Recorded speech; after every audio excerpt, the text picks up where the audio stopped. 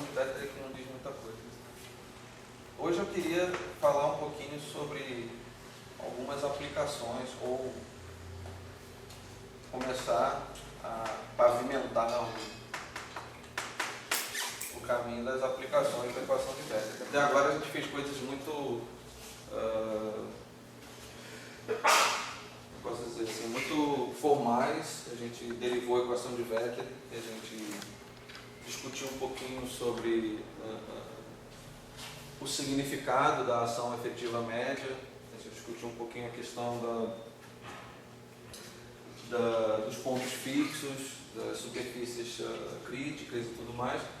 Mas hoje eu queria assim, falar de uma forma um pouco mais concreta, na medida do possível, talvez precise estender um pouquinho para a próxima aula, sobre como se usa essa equação de Wetterl na prática.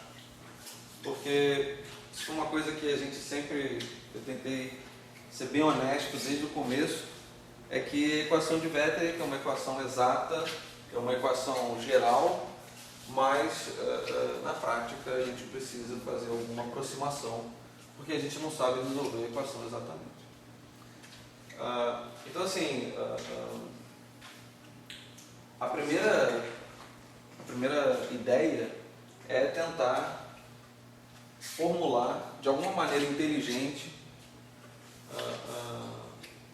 um mecanismo de se usar a equação de Wetterl. Nas últimas aulas eu insisti um pouquinho na questão de que a equação de Wetterl te permite, de uma forma muito simples, extrair funções beta. Mas para você extrair as funções beta, eu sempre assumi, então eu vou começar aqui, vamos dizer assim, aproximações.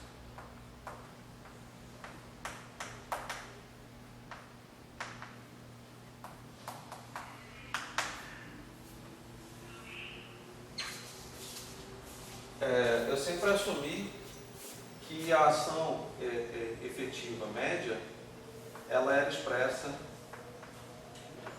como sendo uma combinação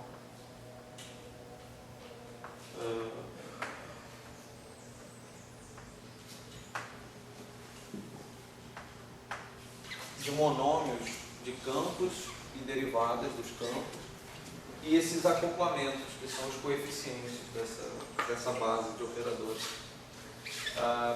Então, dada essa expressão, né, para a ação efetiva média, você joga isso na equação de Wetterl, que você obtém, ao tomar a derivada com relação a t desse cara aqui, você obtém a derivada com relação a t desses g's, e, portanto, as funções dela. O que eu queria falar um pouquinho hoje é justamente como que se faz para escrever a ação efetiva média dessa forma aqui, ainda que a gente não saiba qual é a ação efetiva média que descreve uma teoria.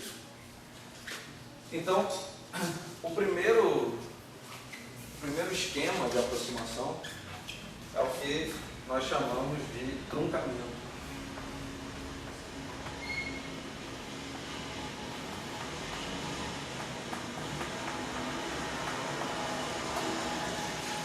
E o truncamento, ele é exatamente o que está escrito, ou seja, você tem essa expansão da ação efetiva, e a princípio esse somatório aqui, ele é um somatório que vai até infinito. Você pode formar infinitos operadores com campos e derivadas dos campos, e em geral essa expansão ela vai ter infinitos termos.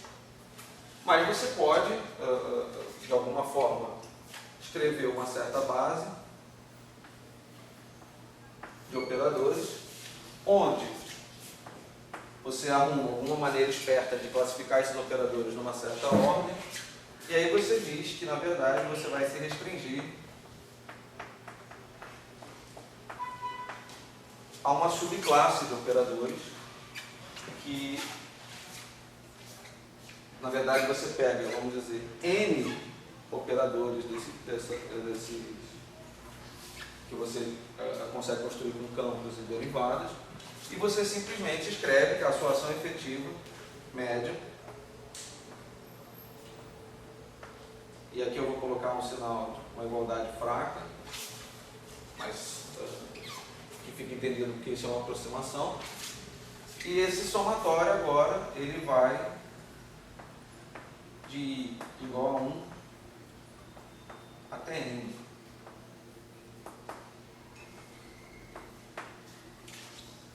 Apesar de ser uma coisa bem inocente, tem umas coisas sutis aqui nessa definição. A primeira delas é a seguinte: é claro que da forma como eu fiz aqui, eu não estou adotando nenhum critério claro de como truncar a ação efetiva. Ou seja, eu simplesmente peguei um subconjunto desses operadores e disse, olha, eu vou restringir a minha análise a n operadores. Você poderia se perguntar por que n operadores, não n mais 1, ou por que esses n, não outros n, e assim vai. Então, a receita de se fazer um truncamento, ela, a princípio, é totalmente irresponsável. Você simplesmente escreve isso, coloca esse ansatz na sua equação de Vetter e vê o que acontece. Então, é claro que quando você faz uma conta desse tipo, você deve ser muito cuidadoso e certamente não confiar cegamente nos seus resultados. Uma maneira de você testar se esse truncamento ele é razoável em algum sentido é o seguinte, tá?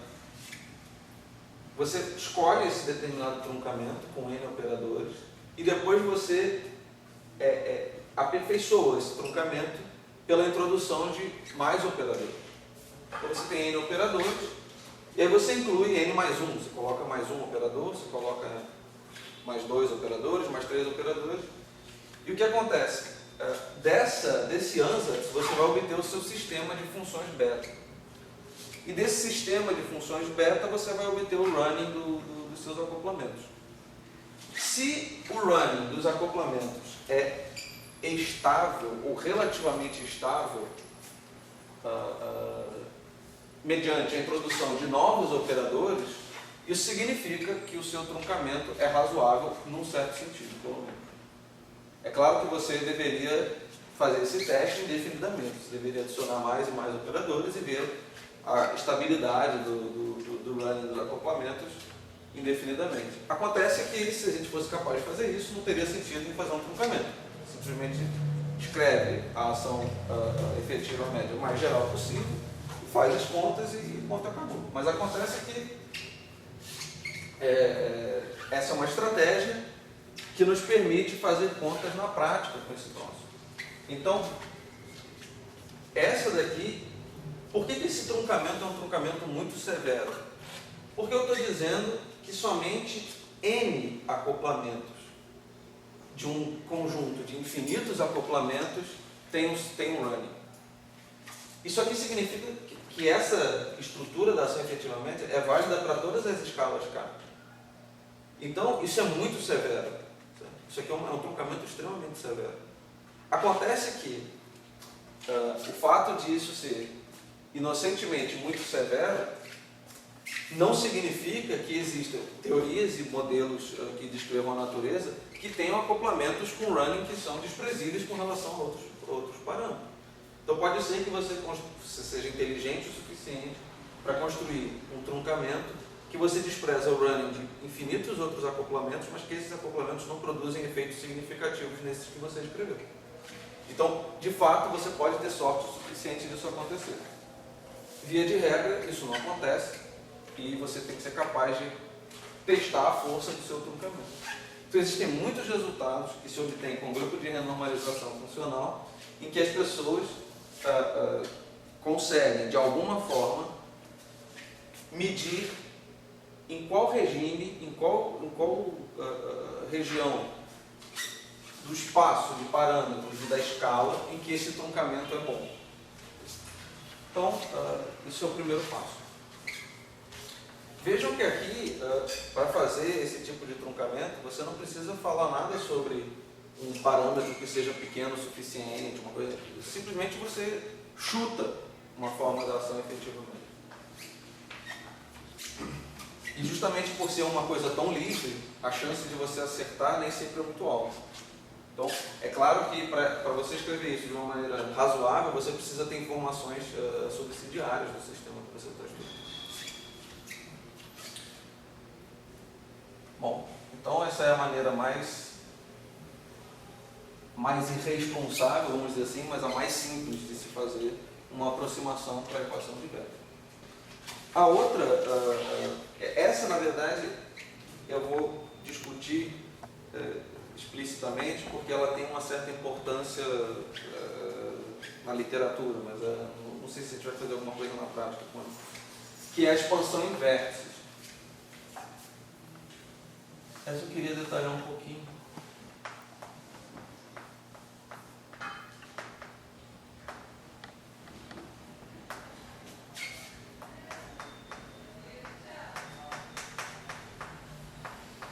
Não sei se talvez seja melhor. Bom,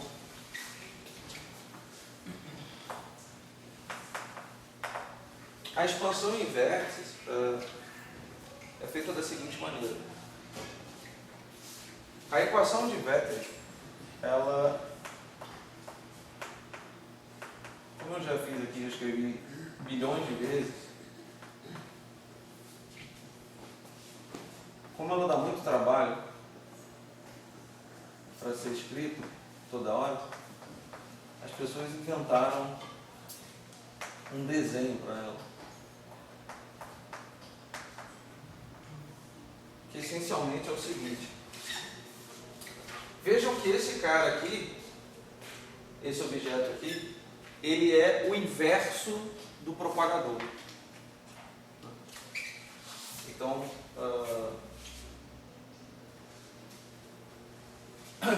esse objeto aqui, ele não é o inverso do propagador, ele é o propagador. E esse cara aqui, eu vou chamar, por simplicidade, em vez de chamar esse negócio toda hora, derivada segunda, mais R, inversa, não sei o quê, eu vou chamar isso aqui simplesmente de G, que lembra a função de Green, depende de K. Então isso aqui é simplificado dessa maneira. Você escreve isso aqui como sendo meio, traço, G de K. Usualmente esse G de K é chamado de propagador regularizado, porque esse propagador é regularizado no sentido de que o regulador ele corta fora os modos que têm momento maior do que K quadrado, e quando você está a momentos muito baixos, esse cara funciona como um termo de massa que regulariza o seu propagador no infravermelho.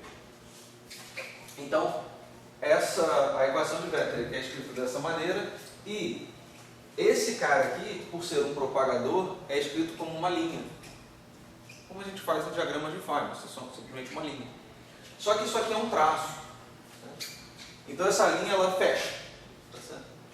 Então essa equação de Wheeler é simplesmente expressa como sendo meio de uma linha fechada, onde essa linha fechada tem uma inserção, que é a inserção desse cara aqui. Tá certo? Então isso aqui é só um desenho para aquele negócio. Essa é a notação gráfica da equação de Wheeler. Ou seja,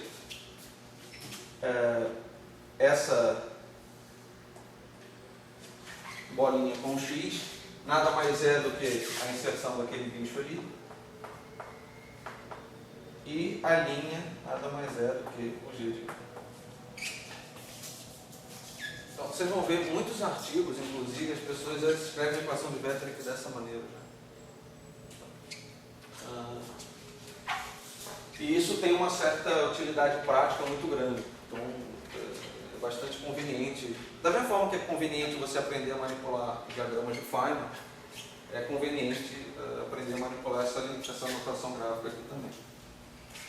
Agora, a expansão em vértices, ela consiste no seguinte. Suponha, isso é uma hipótese, que você possa fazer uma expansão em série de Taylor da ação efetiva. Então, suponha, hipótese,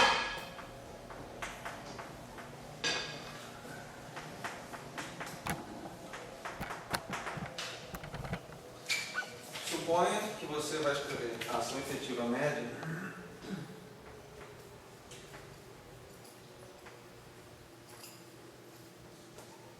como sendo somatório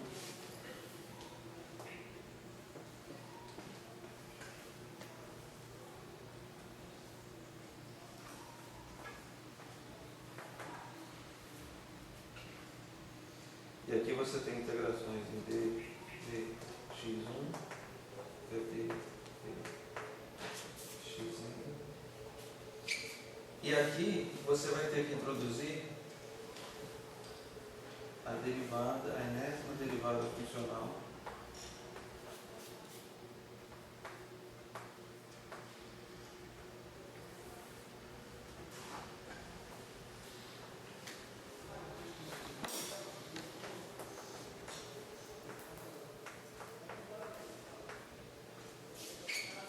isso aqui é calculado uma certa configuração sobre a qual você está expandindo o torno vezes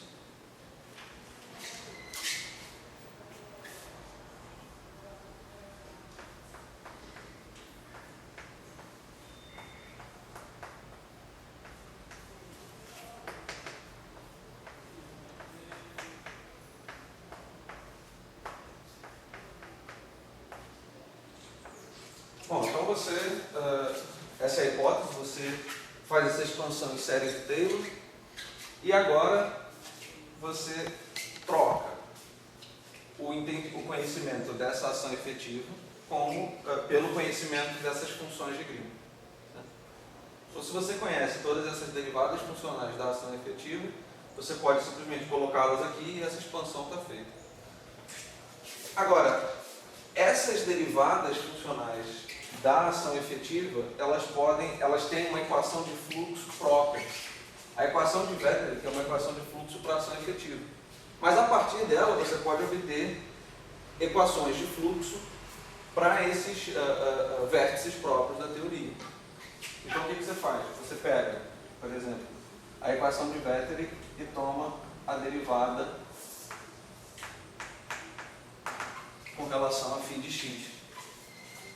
Essa derivada ela vai atuar na equação de Wetterich, ela vai passar pela derivada com relação a t e vai atuar na ação efetiva. A ação efetiva mesmo. Então isso dá dt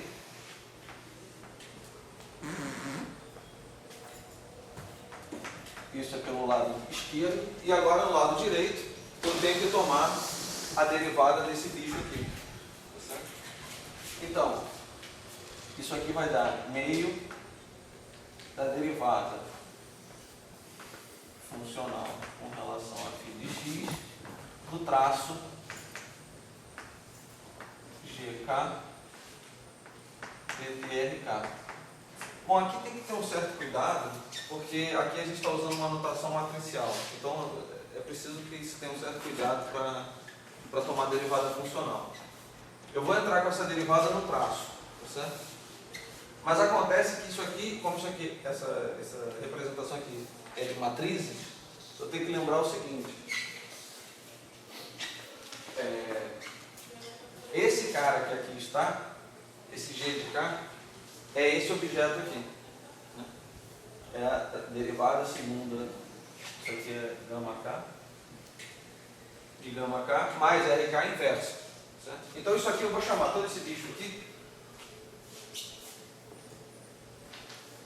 Eu quero dizer o seguinte, a derivada desse bicho aqui tem que ser feita através da regra da cadeia funcional. Então eu tenho que tomar a derivada desse objeto e depois tomar a derivada do argumento desse objeto. Mas como isso está numa notação matricial, eu tenho que respeitar a ordem das matrizes. Então, o que acontece? Se você tem duas matrizes, uma e a inversa dela, e você toma a variação dessa equação, isso dá isso aqui, mais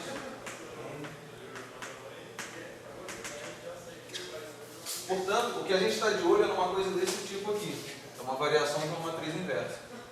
Isso resulta em que a variação dessa matriz inversa nada mais é do que menos m menos 1, delta m, m menos 1. Fazendo isso nessa expressão de g de k, que é a inversa daquele, que é esse objeto aqui, eu vou escrever esse objeto, que é o m menos 1, multiplicar pela variação dele e depois multiplicar pela inversa de novo. Ou seja,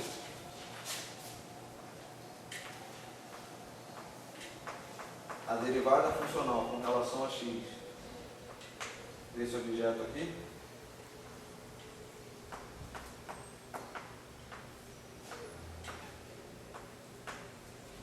aqui eu estou supondo que isso aqui é uma matriz, tá? Isso vai dar menos ele mesmo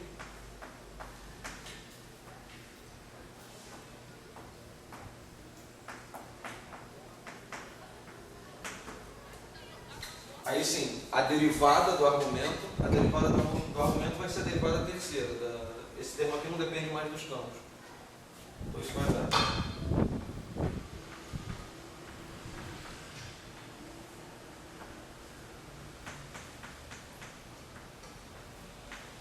e depois ele de novo.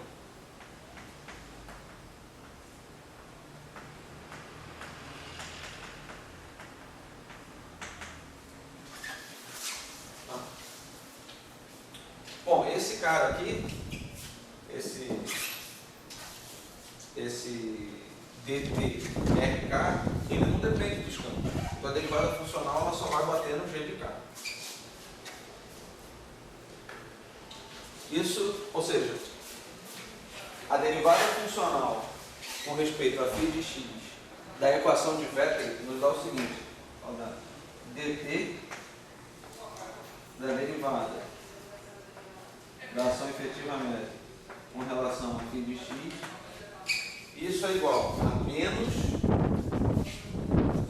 tem o fator b, do traço, e aí eu tenho que escrever esse negócio todo aqui. Então esse negócio é g de k, derivada terceira, g de k. Então isso dá g de k, derivada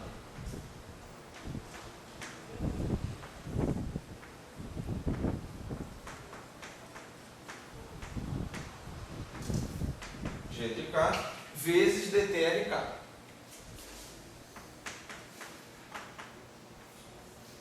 Está aí a derivada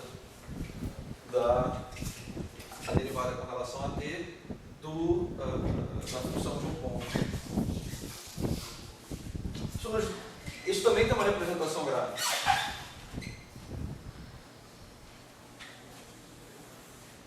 Essa representação gráfica é o seguinte. Bom, para encurtar essa notação, isso aqui é simplesmente chamado de gama 1, vai dizer que a derivada primeira, k, e aqui eu tenho que botar o índice livre que é x. Isso é igual a menos meio, e aí a notação é muito parecida com aquela. Você tem uma linha, ela se encontra com esse objeto aqui, ou seja, você tem que pensar o seguinte: se isso aqui for, se isso aqui vai de x1 a x2, isso é uma matriz que está multiplicando outra matriz. Só que essa matriz ela tem um índice livre, vamos dizer assim. Então aqui ela tem que multiplicar x2, e aqui tem que ter um x3, isso aqui tem que ter um x3, um x4, e esse dt ele é um x4, x1, porque isso aqui é um traço, tem que voltar para o primeiro índice. Bom, eu não vou ficar explicando isso em detalhe, porque isso é uma... Isso aqui vai ser, essencialmente, aquele desenho lá, porque isso é um traço, então no final do dia você vai sempre completar uma volta. Só que ele tem esse cara livre aqui, esse cara não fecha com ninguém. Todos os outros índices estão contraídos devidamente, menos esse cara aqui. Então você vem aqui e coloca uma perna, onde seria o x. É simplesmente isso. Essa é a forma mais simples de encarar essa notação gráfica. Bom, você pode pode agora tomar derivadas funcionais de ordens superiores dessa equação e ir derivando a equação de fluxo das funções de n pontos. Ou seja, isso é automático. Eu não vou refazer a conta, mas, por exemplo, se você fizer a derivada agora, segunda, da ação efetiva média, você obtém esse bicho aqui.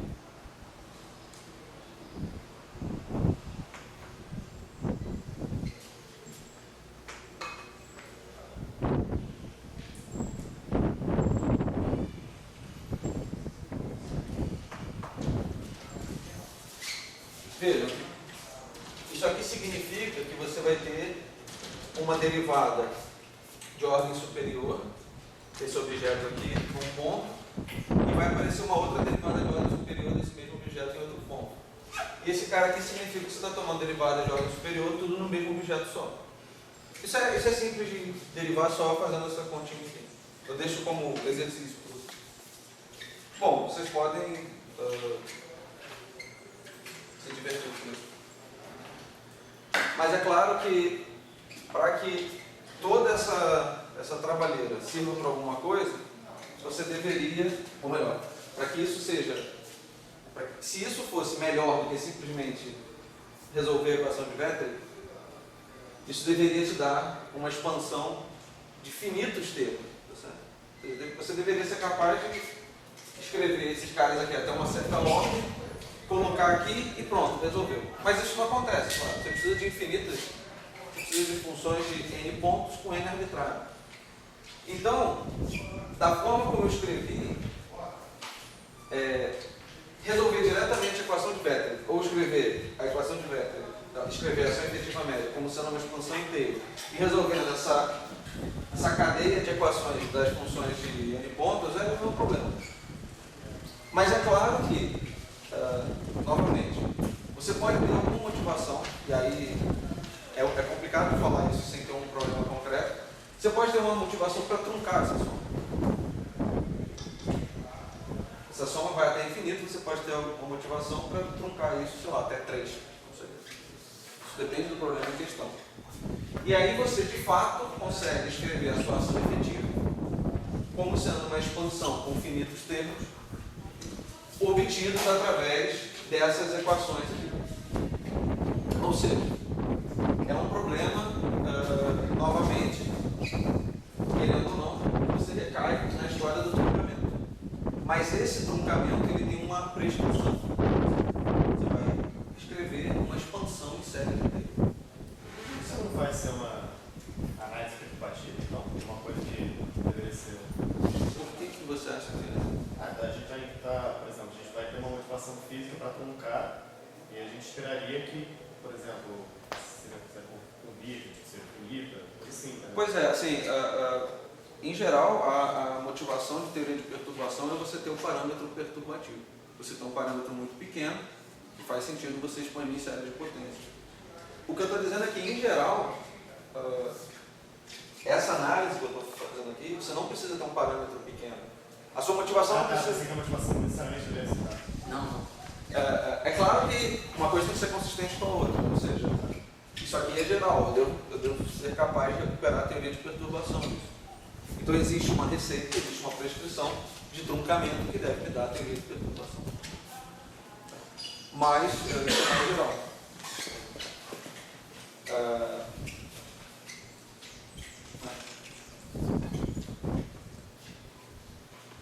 Bom,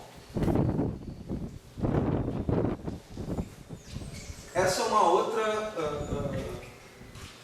outra maneira de você truncar a sua ação efetiva média e que tem a sua importância, tem um conjunto de problemas em que essa expansão em vértices é muito importante. Finalmente eu vou falar sobre a expansão derivativa, mas isso é uma coisa muito intuitiva até. Assim.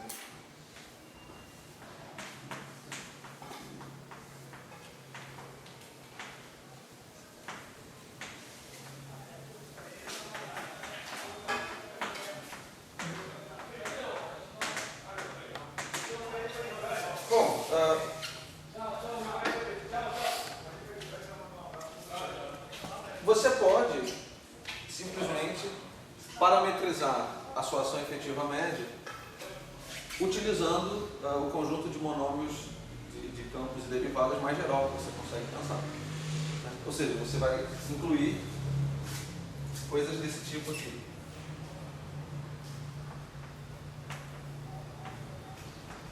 Diz o seguinte, olha, a minha ação efetiva média ela tem que ter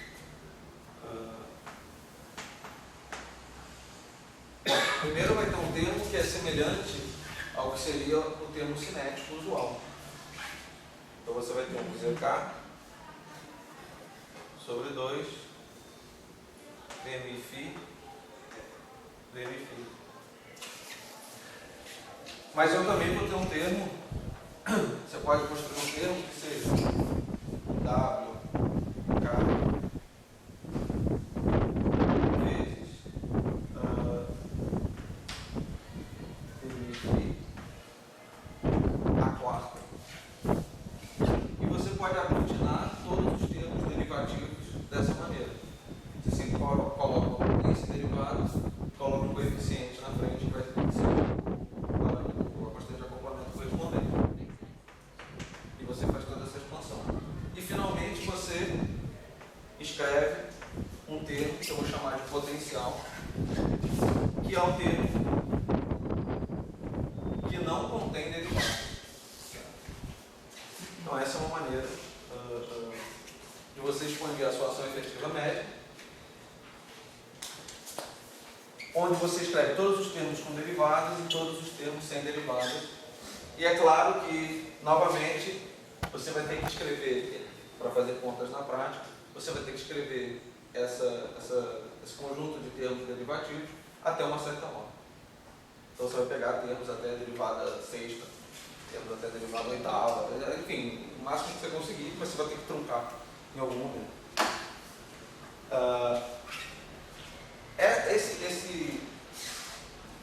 Essa estratégia de truncamento ela é muito útil. Agora, é preciso ter um pouco de cuidado com o contexto que você vai usar um determinado esquema de truncamento. Mas, como a gente está assim, ainda só passeando por aplicações, não fica muito claro qual é o esquema de aproximação mais inteligente ou mais útil para um determinado problema. Bom, eu queria agora parar de falar sobre coisas gerais. Esse potencial não se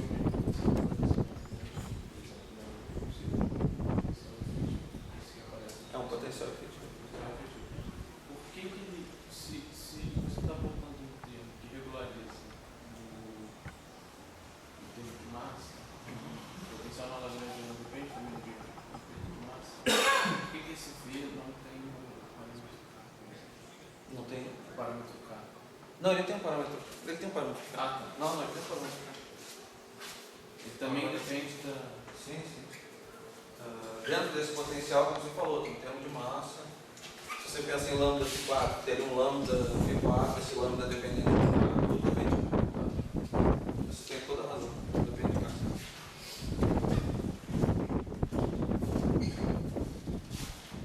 Bom, eu queria tentar, de alguma forma, mostrar como se usa agora a equação de Wetterich na prática.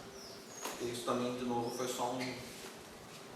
Eu não sei se eu vou conseguir fazer toda a conta hoje, mas fica pelo menos algumas coisas indicadas.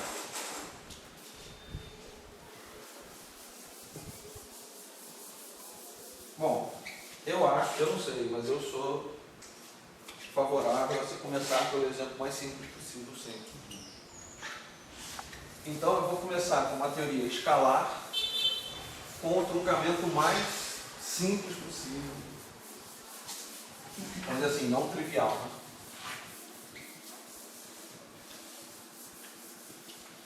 E a ideia é o seguinte.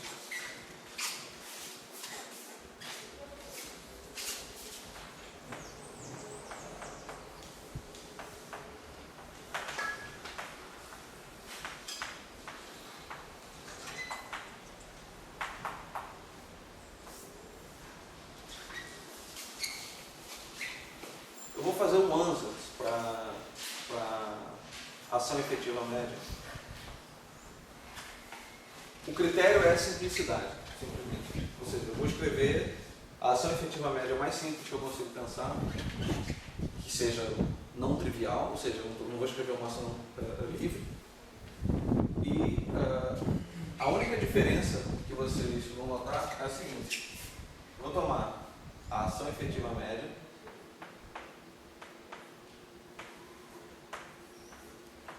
como sendo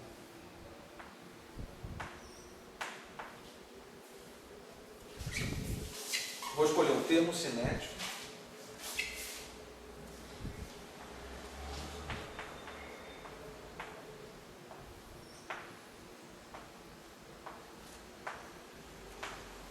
mais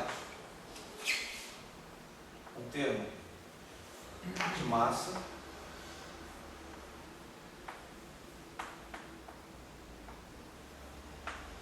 mais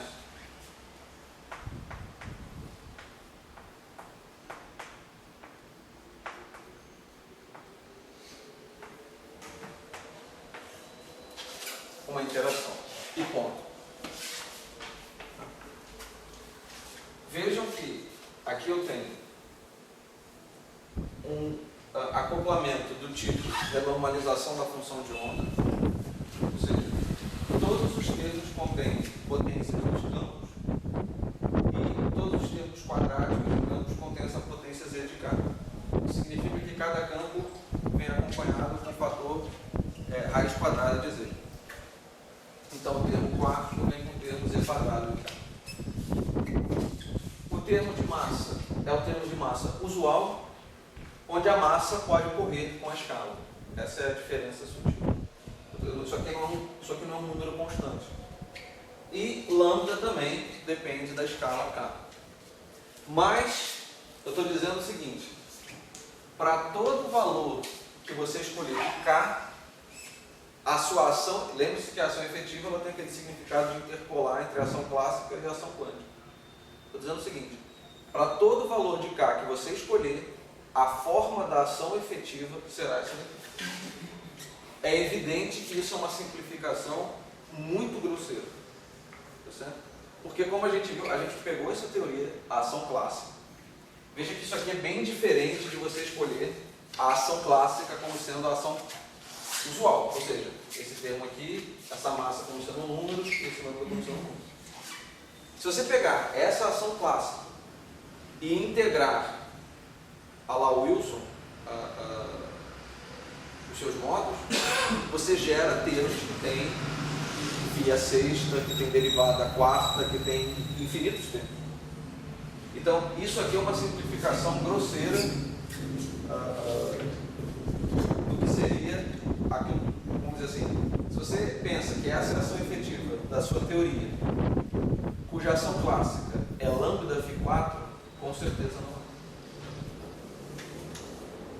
Mas isso não significa que fazer contas com esse negócio seja totalmente inútil. Vocês vão ver que não é. Outra coisa, eu disse que eu escolhi o truncamento mais simples possível.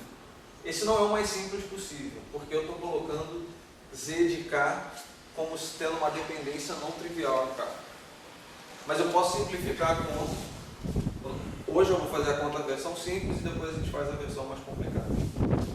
Hoje eu vou tomar z de k como sendo constante. Depois a gente deixa o z de k correr com a energia.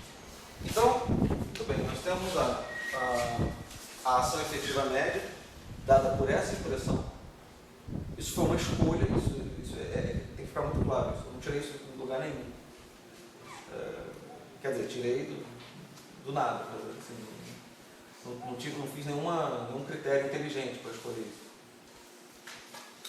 A outra coisa é a seguinte: essa é a ação efetiva média. Mas a equação de Wettery ela tem que vir acompanhada da escolha de um cutoff. Certo? Então eu vou escolher uma função cutoff.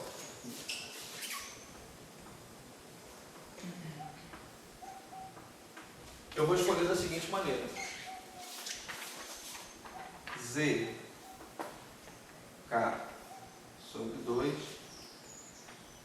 integral em d de p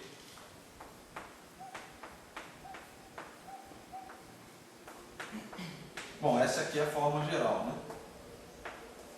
Só para vocês lembrarem. Então eu tenho que escolher uma forma particular para essa função RK. Isso.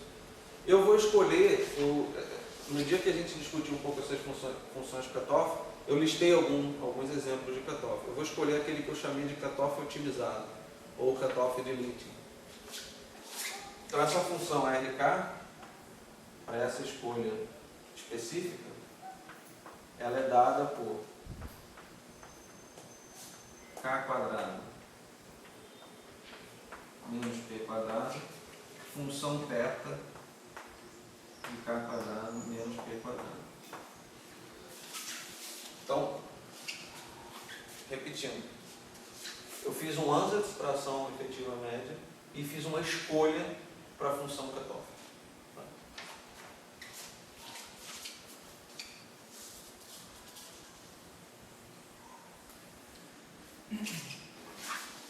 Bom, agora nós temos que olhar com cuidado os ingredientes da equação de Becker. O primeiro ingrediente é o seguinte, só um comentário que isso acaba se relacionando com uma pergunta que o Pedro me fez há um tempo atrás, é o seguinte, vejam que aqui eu escrevi um termo, os requisitos da função cutoff, o termo quadrático nos campos, esse termo quadrático nos campos, e tem essa função cutoff que satisfaz aquelas condições que eu listei algumas aulas atrás. E vejam que aqui na frente eu coloquei o coeficiente ZK, o mesmo coeficiente que apareceu aqui no termo cinético e no termo de massa. Por que eu coloquei isso?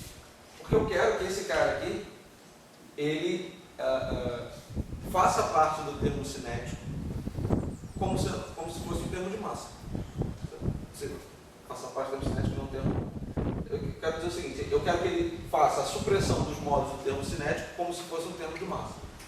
Portanto, eu escolho o mesmo coeficiente dele, para que eles entrem, ou seja, para que eu calcule o propagador dessa ação aqui e esses caras venham, ou seja, esse aqui vem um operador d quadrado e esse aqui venha com RK. Tá certo? Eu não quero que isso aqui venha com ZK d quadrado e esse aqui venha com RK. Quero que eles tenham o mesmo coeficiente.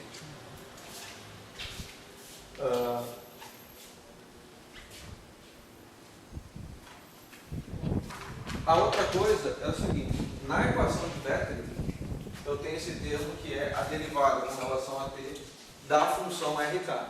Então vamos tomar essa derivada. Vejam que, e aí preciso lembrar de algumas coisas. Para derivar a equação de Becker, esse termo aparece devido ao fato que eu introduzo um termo desse tipo na minha ação, onde esse cara aqui é 1. Né? Esse z de k, na verdade, é 1. Então é como se esse z de k fizesse parte dessa função aqui, na derivação da equação de Becker. Então essa derivada com relação a r de k, ela, aqui aparece na equação de Becker, ela deve levar em conta a derivada de z de k vezes r de k. Vocês podem olhar com mais calma, mas o que eu quero dizer é o seguinte. Isso aqui, se eu escrever isso aqui simplesmente, eu vou cometer um erro. Eu tenho que escrever isso aqui.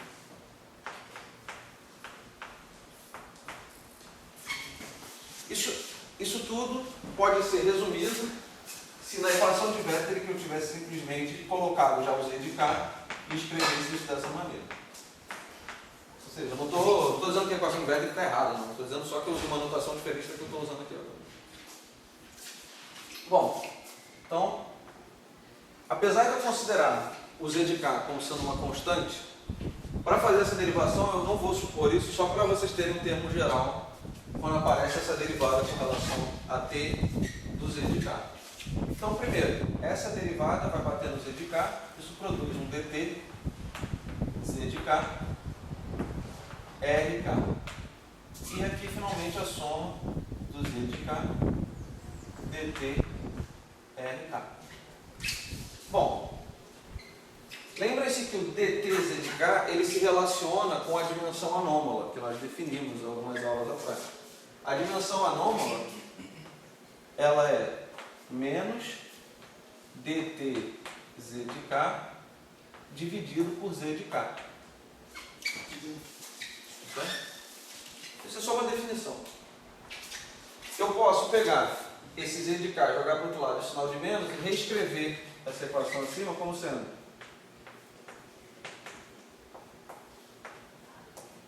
menos a dimensão anômala vezes z de k, rk, mais z de k, dt rk. Bom, rearranjando isso daí, isso dá z de k, dt rk, menos zeta rk.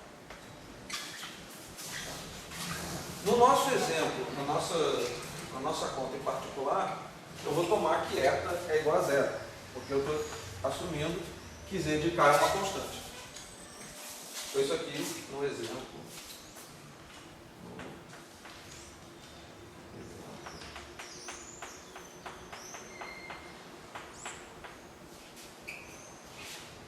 Atual, sei lá.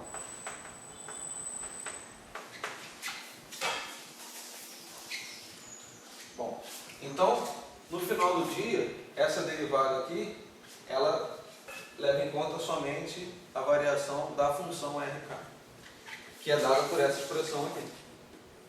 Então, tomando a derivada de RK com relação a T, eu tenho que derivar essa expressão. dt, só para vocês se lembrarem, é K dk. Então, o dk ele vai bater no k quadrado, vira 2k, mas vem um k aqui e bate de novo. Então, volta a ser k quadrado. Então, isso vai ser 2k quadrado. Esse cara aqui é constante. Certo?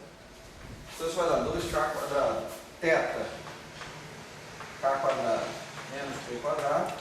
E aí vem a derivada da função θ. A derivada da função θ é uma função delta. Você vai ter uma função delta de k quadrado menos p quadrado multiplicando k quadrado com menos p quadrado. Isso dá zero. Então, essa derivada aqui da função RK é simplesmente esse termo aqui.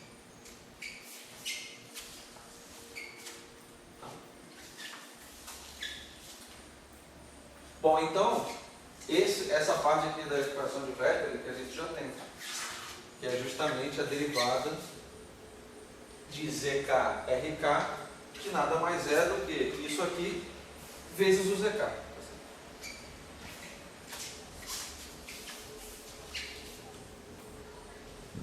Bom, então eu vou escrever aqui.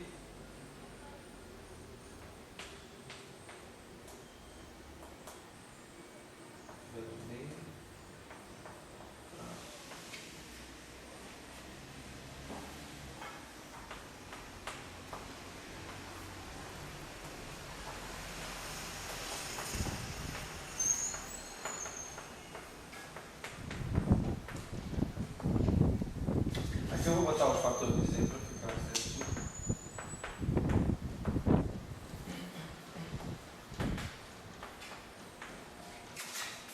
Bom, esse pedaço da equação aqui a gente já tem. Agora a gente tem que olhar para a derivada segunda da ação efetiva média para colocar nessa expressão.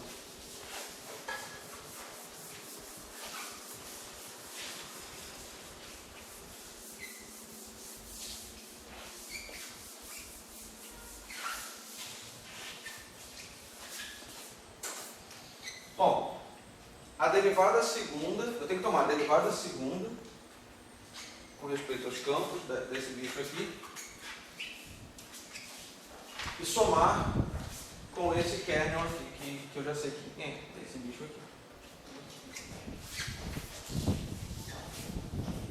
Agora, eu tenho que tomar cuidado com o seguinte, essa derivada segunda aqui, a princípio, ela pode ser calculada em espaço de configuração ou espaço de momento. Então eu tenho que me decidir isso e tomar muito cuidado com essa parte da conta. Bom, como essa é uma conta relativamente simples, que a gente já fez algumas vezes na vida, tomar a derivada segunda disso em espaço de momento é muito simples. Certo? Isso vai dar.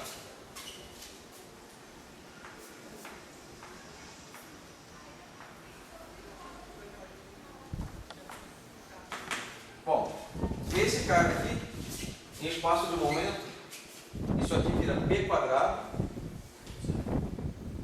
Então, essencialmente, isso aqui se transforma em ckp quadrado, quando eu tomar a derivada segunda.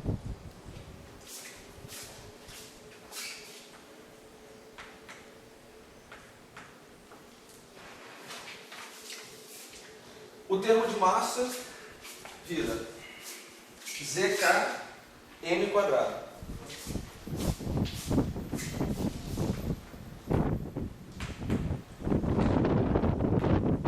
E o termo de potencial vai virar mais lambda k sobre 2 zk ao quadrado, e aqui aparece um φ, vamos dizer assim, né? Um φ, bom, vou simplesmente dizer φ quadrado, mas esse φ é uma função.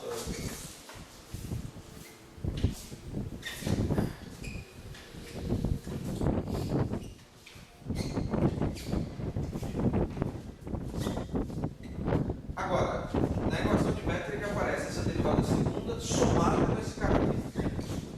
Então eu somo, ou seja, vou pegar esse cara aqui, somar com zk, rk. Isso vai me dar a expressão de cima.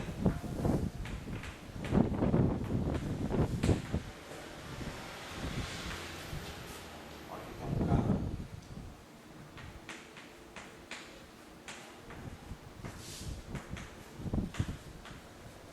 Mais zk k quadrado menos p quadrado θ de k quadrado menos p quadrado. Então, agora eu já tenho todos os ingredientes para montar a equação de Petri.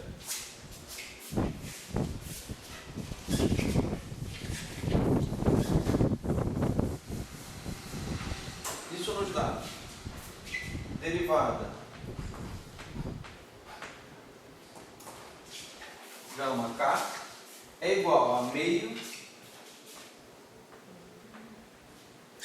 traço desse objeto. O traço, ele consiste em uma integração em P. Certo? É preciso ter um pouco de cuidado nisso.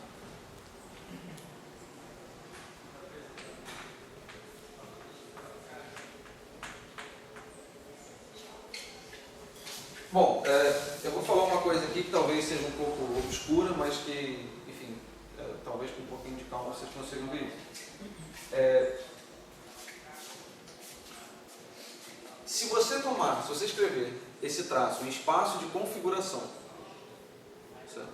Ou seja, em espaço de configuração, se você tem uma função f de x, y, você quer tomar o traço dessa função. O traço consiste no seguinte, consiste em você tomar uma integral em dx, uma integral em dy e identificar x com y. Tá? Quando você integra aqui, você vai ter f de x, depois você soma todos esses caras. Acontece o seguinte,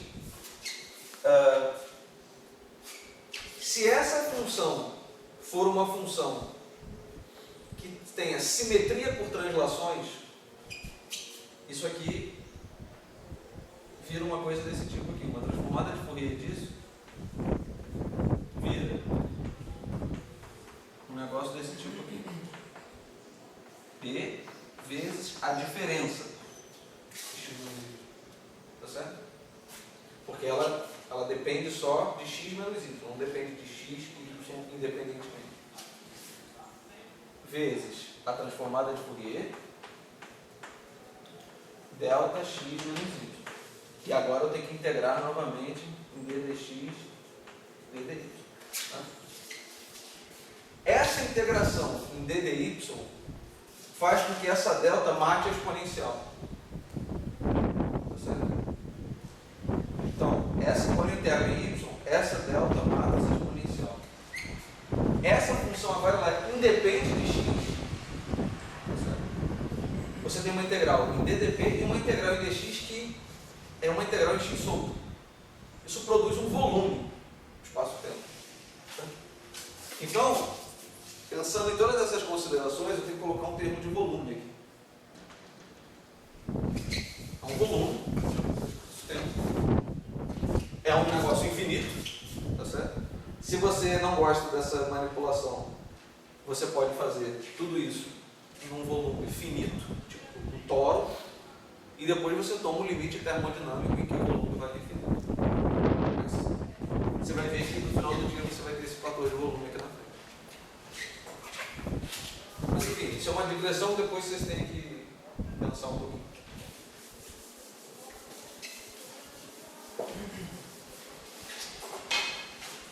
Isso aqui vai dar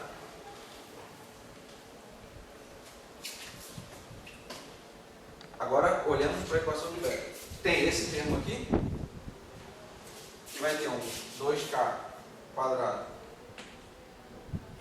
θ k quadrado menos p quadrado, e no denominador eu tenho esse bicho aqui. Isso vai dar z. Bom, aqui tem um zk também. Aqui eu tenho um zk p quadrado mais n ao quadrado k mais k quadrado menos p quadrado k quadrado menos p quadrado mais lambda k sobre 2 zk quadrado φ quadrado.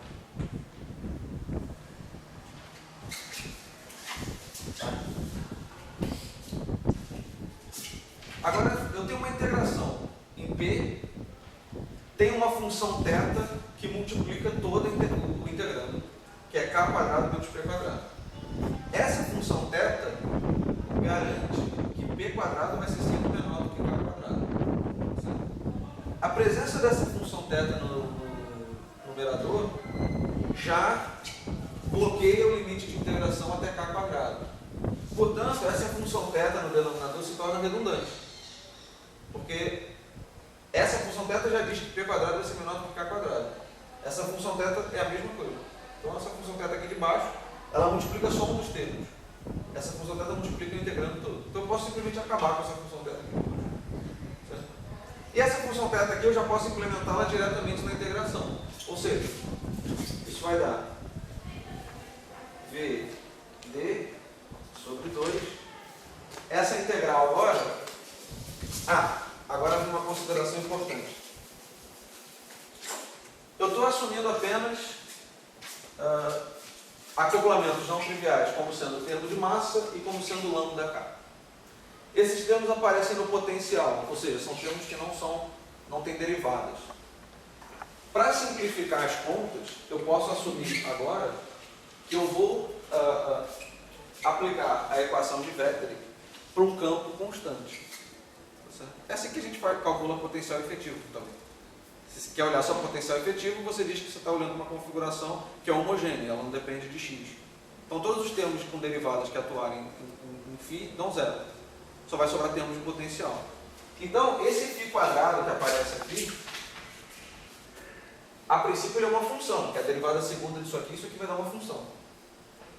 Mas agora eu digo, não, φ quadrado é uma constante, é homogêneo. Então agora eu vou assumir o seguinte, φ quadrado, φ é uma certa configuração φ zero. Bom, agora eu vou rearrumar essa integral.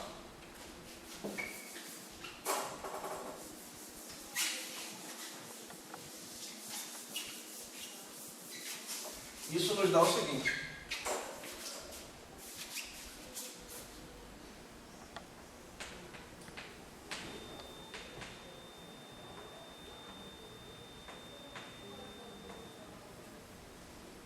já que isso aqui é uma constante,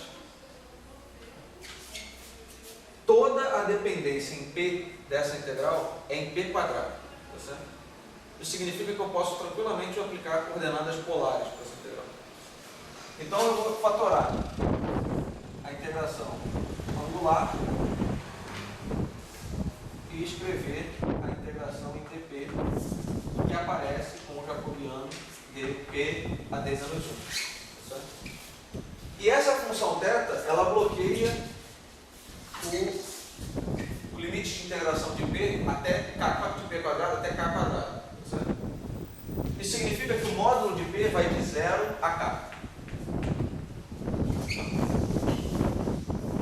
Estou apenas usando a definição da função θ. E, finalmente, reescrevo o integrando. Isso vai dar. Lembrando que eu apaguei essa função θ aqui de baixo. Eu já estou colocando o limite de integração apropriado de acordo com a função θ. Quando eu apago essa função θ, vejam que esse termo aqui se transforma simplesmente em k quadrado menos p quadrado. Mas aqui eu tenho p quadrado. Tá certo? Então esse p quadrado ele mata esse p quadrado. Vocês estão vendo então que já é o papel do Katov atuando. Então, isso aqui dá c k. O p quadrado foi embora, sobra só o k quadrado. K quadrado mais m quadrado mais lambda k sobre 2 z k ao quadrado φ 0 ao quadrado. Isso aqui tem o numerador 2k quadrado zk. Porque a função θ já foi aplicada no limite de integração. Bom, aparece um fator zk global. Eu posso cancelar. Certo? E finalmente, eu esqueci de um detalhe. Essa integral aqui, ela tem um índice 2π a d. Oi? É relevante você ter notado isso, só para ficar legal no registro, ali é P quadrado, é só P. Ali depois na derivada D, gama K, volume D-dimensional, 2. Tá vendo aqui? Isso. Aqui? Isso. Não, embaixo. Primeiro D. Tá P quadrado aí, não. Aqui está p quadrado. Deve estar ruim para ver, mas é p quadrado. Ali do outro lado, ali cortando secar ali, né? Segundo termo, no denominador. Aqui? É. Aqui é zk quadrado, eu botei 1. Só no zk. Já botou um 2 aqui. Já. Vai seguir, desculpa. Eu acho que.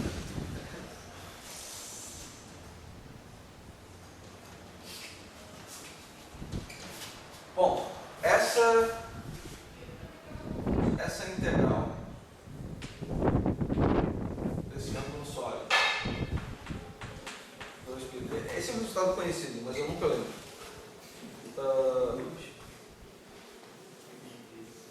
Deixa eu ver se eu tenho em algum lugar também. Bom, isso aqui mantém 1 sobre 2πd, e se eu não me engano, na verdade eu acho que é isso mesmo, 2πd sobre 2 dividido por gama d sobre 2. É isso? É.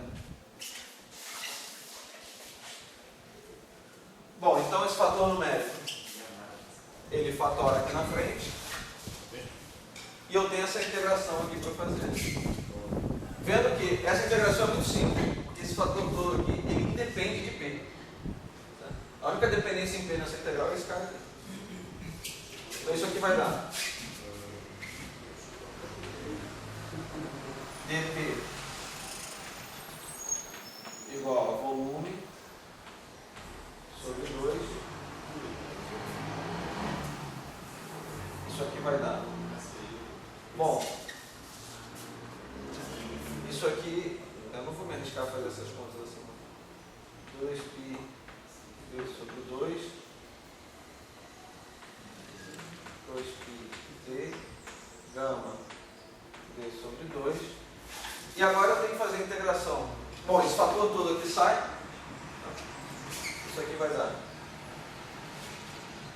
2k quadrado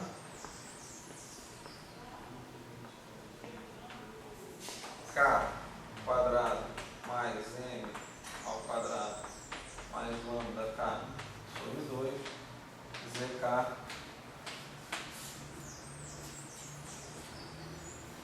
vezes a integral de p d menos 1 de 0 a k.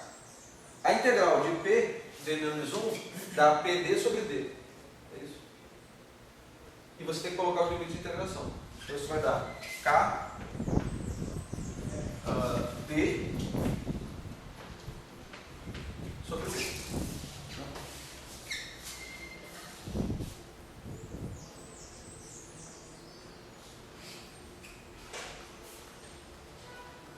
Bom, então o lado direito da equação de Wetterling foi todo calculado.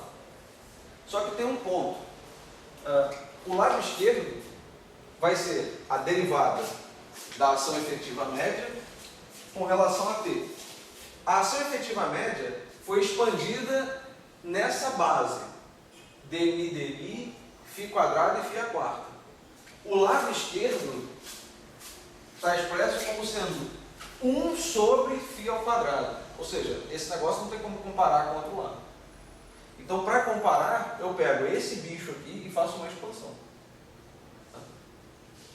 Ou seja, antes de me preocupar com o lado esquerdo, eu vou pegar esse objeto aqui, 1 sobre k quadrado mais k quadrado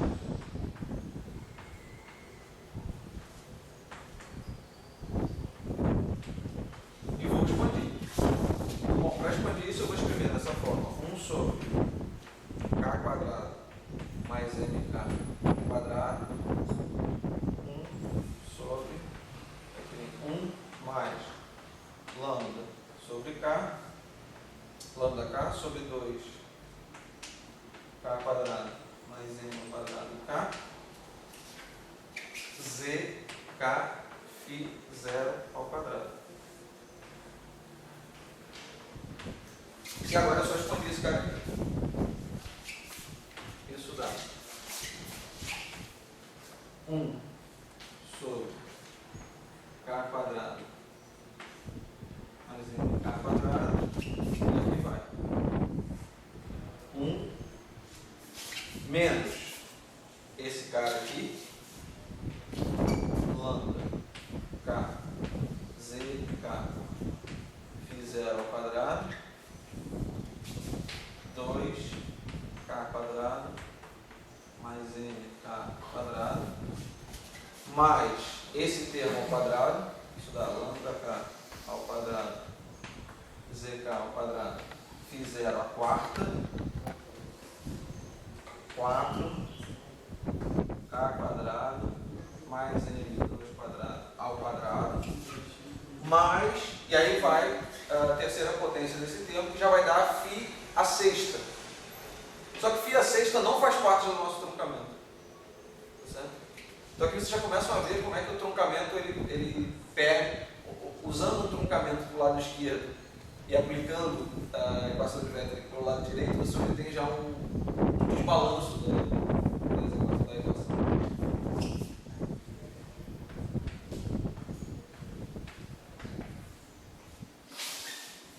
Bom, agora, o lado direito já está basicamente todo tratado, só falta um pequeno detalhe que eu vou falar daqui a pouco. Então vamos voltar aqui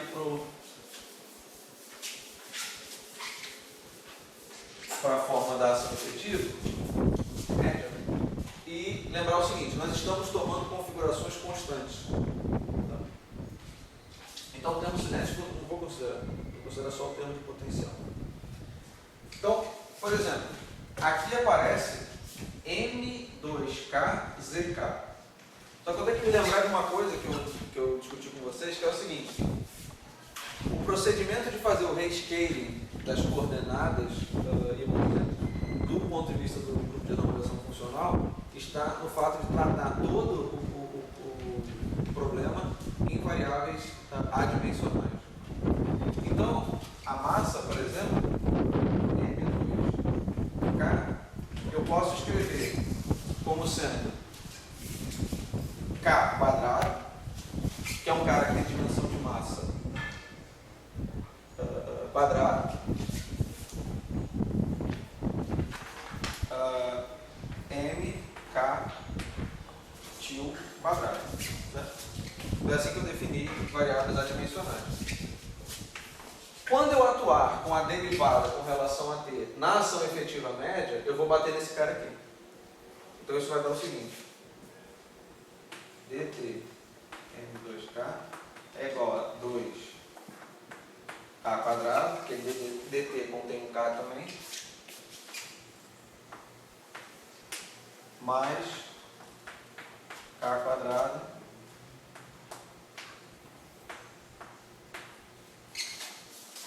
e finalmente eu tenho dt de lambda k. Só que lambda k, ele é, em 4 dimensões, ele é adimensional. Tá certo? Então, eu sei o seguinte: eu tenho que ter um k e algo do tipo d menos 4. Que em 4 dimensões ele tem que ter dimensão 0. Em 3 dimensões, esse cara tem que ter dimensão 1. Então, quando eu botar 3, está dando menos 1. Então, eu simplesmente tenho que colocar um sinal de menos. Então, isso aqui vai dar. Atuo com a derivada com relação a t desse bicho aqui. Isso dá menos d menos 4. K menos d menos 4. Lambda k til. Mais k menos d menos 4. dv lambda. Bom, então, transformei a derivada em t dos parâmetros com dimensão para a derivada em t dos parâmetros adimensionais.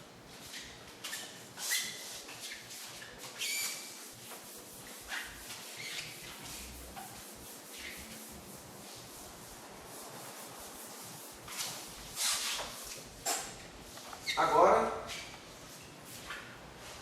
eu já tenho aqui o lado direito todo expandido. Agora, simplesmente tem que comparar o lado esquerdo com o lado direito da equação de Wheeler. Então, veja, aqui no lado esquerdo eu tenho o termo quadrático em φ, que vai ser, nesse termo aqui vai aparecer a derivada com relação a t de m2k. Isso me dá isso aqui.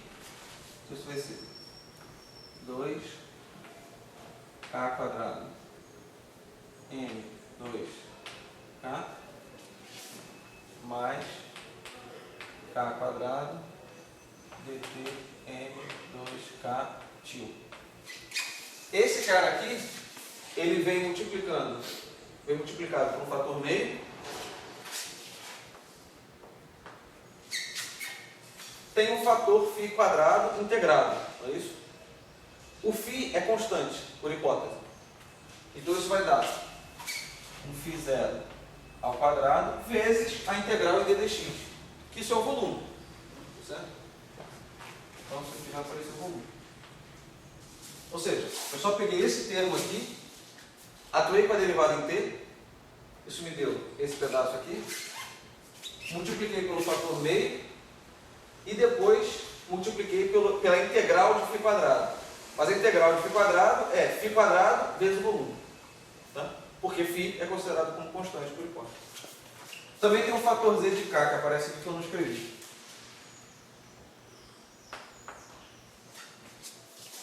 Bom, esse é o lado direito, o lado esquerdo da equação de Wheeler para o operador φ quadrado. Certo? Agora olhemos para o lado direito, para o operador φ quadrado também. Então isso aqui tem que ser igual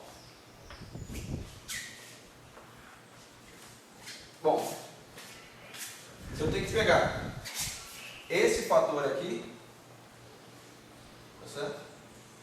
E tenho que multiplicar. Bom, tem que pegar esse fator, multiplicar por esse fator e pegar o termo de φ quadrado aqui. Então isso dá V sobre 2 π V sobre 2 π D 4π, não, é função gama. Função gama D sobre 2. Já vou pegar aquele fator numérico que tem aqui no final, que é esse KD sobre D.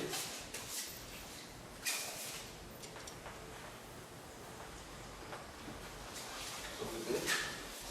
E aí agora eu tenho que multiplicar pela contribuição desse cara aqui, que tem um fator 2k quadrado, não posso esquecer, no termo quadrático em φ.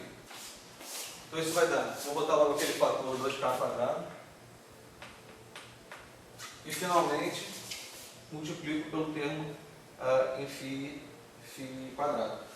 O termo de φ quadrado ele tem um sinal negativo, né? É só olhar ali. Eu vou botar aqui logo. Isso dá 1 sobre k quadrado mais m ao quadrado k vezes lambda k zk, Todos dimensionais, né? todos, aqui ainda estão todos dimensionais, sobre 2k quadrado mais m ao quadrado k. Bom, então fiz a leitura dos dois lados da equação de métrica para φ quadrado. Agora vamos simplificar um pouco esse troço aqui. Bom, aqui aparece o termo zk, aqui aparece o termo zk. Aqui vamos ter cuidado. Então isso aqui vai embora. Também aparece o termo de volume dos dois lados.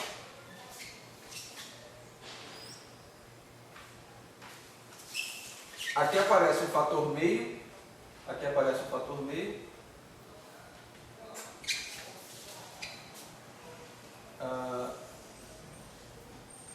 Bom, é evidente que o φ quadrado vai embora, mas só importa o coeficiente. Vou só escrever aqui para a gente não esquecer. Aí esse cara aqui também vai embora. Então, o lado direito virou 2. Vejam que o lado direito tem k quadrado, né? Multiplicando todo mundo. Então eu vou simplificar já um k quadrado aqui. Esse k quadrado simplifica com esse k quadrado. Bom, então o lado direito, o esquerdo, virou 2m tio 2k mais dt m tio 2k. Isso tem que ser igual a menos 2π d sobre 2π d. Vejam que aqui aparece um d e aqui aparece um 2. Eu poderia jogar esse 2 aqui para baixo, ficaria d sobre 2, né? Então ficaria gama de d sobre 2 vezes d sobre 2. A função gama tem uma propriedade, quando isso acontece, isso se transforma em gama de 1 mais d sobre 2. Vamos ver uma propriedade da função gama, onde eu matei esse d e esse 2 aqui para usar essa propriedade. Aqui ainda tem o fator k elevado a d. E aqui eu já vou começar a olhar para a dimensionalidade dos parâmetros que estão do lado direito. Aqui aparece um termo de massa. Então isso aqui, escrevendo em variáveis adimensionais, isso aqui vai ser k quadrado vezes 1 mais m tio. Usei a definição da variável adimensional. Esse cara aqui tem um lambda. Esse lambda ele vai virar k menos D menos 4, lambda tio, dividido pelo mesmo fator que aparece aqui. K quadrado, 1 mais M tio. Bom,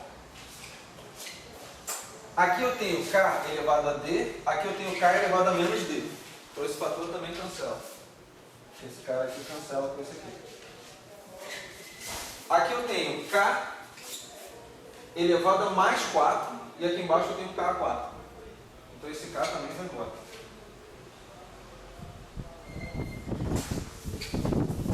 Isso é uma coisa que vocês podem pensar um pouco também por quê, mas essas equações elas devem ser autônomas. Isso significa que elas não podem depender explicitamente de K. Então se no final do dia tiver sobrado algum K ali, provavelmente tem algum erro de conta. A menos que você tenha feito alguma coisa muito exótica no meio. Escolhido coisas catálogos estranhos. Mas isso aqui vai dar 2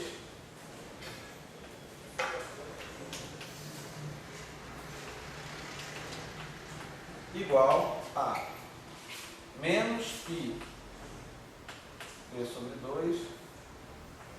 2π d gama 1 mais d sobre 2 lambda k tio 1 mais m ao quadrado.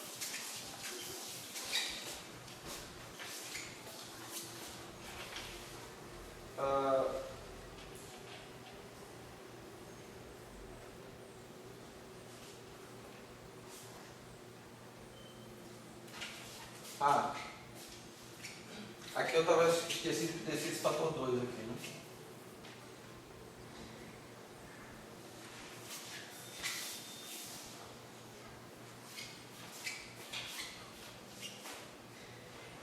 Isso aqui então pode ser expresso como sendo menos 2 sobre. Aqui aparece um π, d sobre